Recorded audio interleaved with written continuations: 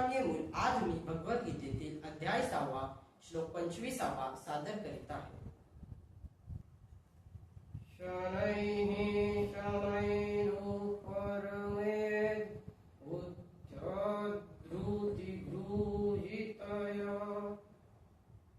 आत्मसंस्थं वरः कृत्वा न किश्चिदपि चिन्तयेत्. अर्थात प्रमाणे अभ्यास करीत उपरत व्हावे